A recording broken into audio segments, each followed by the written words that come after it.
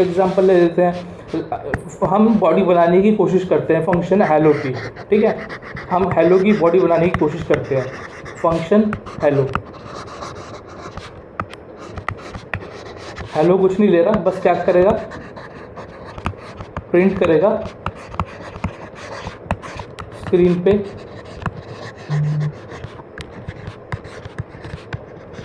Hello, print कर रहा है स्क्रीन पे, ठीक है। अब ये एक फंक्शन है, ठीक है, इसको मैं एफ ऑफ एच लिख दूँ थोड़ी देर के लिए, थोड़ी आसानी से, मतलब एफ ऑफ एच लिखा है ना, रिप्रेजेंट करने में ताकि आसान हो जाए मेरे को, है ये पूरी बॉडी, पूरा पर्टिकुलर फंक्शन, ठीक है। तो यार असल में भाई पता है होता क्या है, अब देख, लेट सपोज तूने एपीआई कॉल मारी, तूने मतलब जैसे हमारे पास क्या होता है ना, हम रिएक्ट जेएस यूज़ कर रहे हैं, हम क्या यूज़ कर रहे हैं, रिएक्ट को यूज़ कर रहे हैं, है ना, हम रिएक्ट को यूज़ कर रहे हैं। अब रिएक्ट ने क्या कर रखा है, अपने इनबिल्ट लाइब्रेरी के फंक्शन, रिएक्ट है क्या, कुछ नहीं है, लाइब्रेरी है। लाइब्रेरी क्या होती है, जहाँ पे बहुत सारी बुक्स होती है, अगर रियल लाइफ में एग्जांपल ले तो, है ना। अब लेकिन यहाँ बुक्स नहीं होंगी, यहाँ पे क्या होंगे, बहुत सारे फंक्शंस होंगे,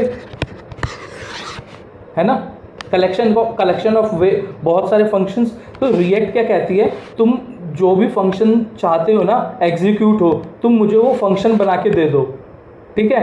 अब रिएक्ट का कोड चलते जा रहा है, चलते जा रहा है, चलते जा रहा है, चलते जा रहा है। अब तू चाहता है कि जैसे ही तेरे को आउटपुट मिले, ठीक है, जैसे ही तेरे को सर्वर से रिस्पॉन्स आए, अब वो आउटपुट कोई भी, कुछ भी आउटपुट हो सकता है, कोई भी, या तो वो एक इवेंट हो सकता है, नंबर 1 हम एक इवेंट ले लेते हैं, या तो वो कोई इवेंट हो सकता है, बटन का क्लिक हुआ, जैसे क्या हुआ, बटन का क्लिक, इवेंट हुआ, बटन का क्लिक, या तो सर्वर से रिस्पॉन्स आया, सर्वर से रिस्पॉन्स आया, ठीक है, ये थर्ड बटन, सर्वर से रिस्पॉन्स आया, इवेंट हुआ, या मतलब यूज़र काफ़ी देर तक कुछ नहीं कर रहा, तो उसको हम कहते हैं कि अब वेबसाइट पे जो हमने बहुत सारे इवेंट्स लगा रखे हैं ना, उनको वापस फिनिश कर दो, मतलब इसका मतलब अनरैप कर दो। जैसे वेबसाइट के अंदर ही बहुत सारे टाइमर लगे होते हैं, यूज़र कितनी देर से बैठा हुआ है, मतलब जो हाई फाई वेबसाइट्स होती हैं उनमें लगे होते हैं, हम जो वेबसाइट बनाएंगे उनमें नहीं लगे होते, छोटी मोटी वेबसाइट्स में यूज़र का कर्सर की कैसे हिल रहा है, गूगल वगैरह वेबसाइट्स में लगे होते हैं, है ना।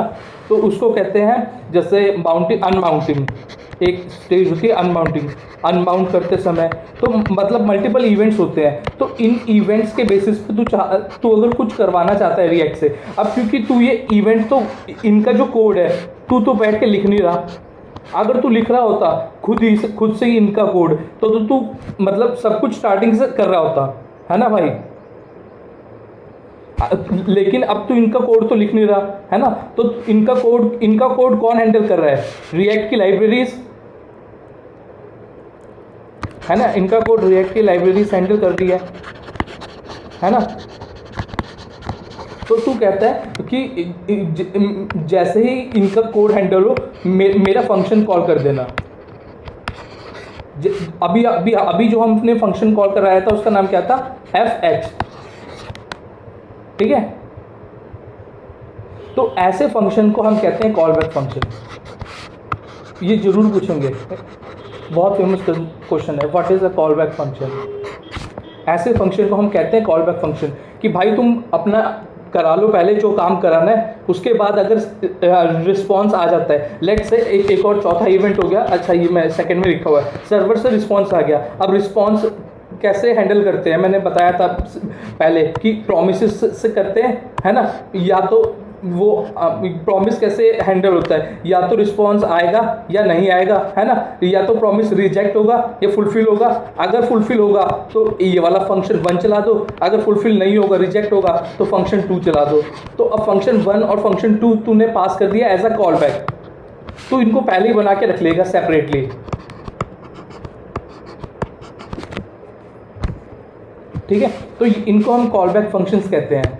तो पहले कॉल बैक फंक्शन समझना बहुत जरूरी है। कॉल बैक फंक्शन किन्हें कहते हैं, सिंपल है, देख नाम से ही क्लियर है, देख call back functions, functions same चीज़ जो फंक्शन होते हैं, ठीक है। कॉल बैक जिसको फिर कॉल लगेगी बैक यानी एंड में, बैक का मतलब एंड में, कॉल बैक कॉल लगेगी एंड में, कॉल बैक फंक्शंस, इसलिए इनका नाम कॉल बैक फंक्शंस है, ठीक है। एक मैं बहुत अच्छा सा यूज़ बताता हूँ। लेट से सर्वर से डाटा आया, ठीक है। लेट सपोज हमने प्रॉमिस लगा रखा था, कोई नॉर्मल सा फंक्शन मैं बना रहा हूँ। लेट सपोज हम एसिंक्रोनसली वेट कर रहे थे और किसी एक फंक्शन से लेट सपोज गेट डेटा नाम फंक्शन था, ठीक है। गेट डेटा एग्जीक्यूट हुआ। गेट डेटा जब एग्जीक्यूट होगा ना तो डॉट इसके लग गया, इससे प्रॉमिस रिटर्न किया। अब जब ये प्रॉमिस रिटर्न करेगा तो इसकी अवेट लगाने की ज़रूरत नहीं है, ठीक है। तो डॉट देन से हैंडल करते थे हम, याद है या भूल गए सब? याद है ना। तो प्रॉमिस, हाँ। अब यहाँ पे आया होगा रिजल्ट, ठीक है। यहाँ पे ये, फिर यहाँ पे एक फंक्शन, यहाँ पे console.log, वो रिज़ल्ट अगर मैं प्रिंट कर दूंगा, और ये फंक्शन हो गया बंद। अगर तो प्रॉमिस रिजेक्ट हुआ होगा तो डॉट कैच, है ना, फिर उसकी भी ऐसी चल जाएगी। तो डॉट देन, ये तो हो गया प्रॉमिस वाले केस में। एसिंक अवेट वाले केस में क्या होता था, अवेट गेट डेटा, बस ऐसे सिंपल कर लिया और उसको एक वेरिएबल में स्टोर करा लिया, constant res is equals to this. अब जो res है, लेकिन इसमें कॉल बैक फंक्शन का यूज़ नहीं आया। मैं एक अच्छा सा यूज़ बताऊँ कॉल बैक फंक्शन का, वैसे कोई लेना देना नहीं है। अब देख, जैसे ये डॉट देन है ना। अब तू मेरे को एक चीज़ सोच के बताएगा, एक चीज़ मुझे सोच के बता। मैं यहाँ पे कलर चेंज कर रहा हूँ, ग्रीन कलर ले रहा हूँ। ये जो चीज़ है जो मैंने ग्रीन कलर की हुई है, ये क्या है?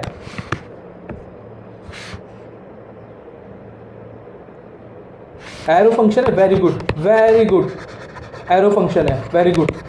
अब जहाँ एरो फंक्शन लग सकता है, क्या मैं वहाँ नॉर्मल फंक्शन भी यूज़ कर सकता हूँ? वेरी गुड, यहाँ मैं नॉर्मल फंक्शन भी लगा सकता था, ठीक है। अब मेरे को ये बता, डॉट देन यानी कि जब ये कंप्लीटली एग्जीक्यूट हो चुका होगा उसके बाद ही ये हो रहा है, तो क्या मैं इसे कॉल बैक फंक्शन बोल सकता हूँ?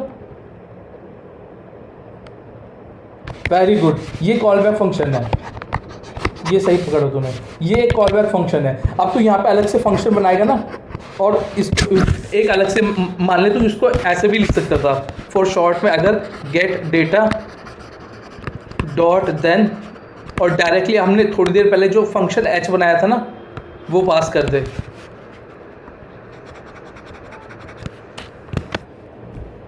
हेलो,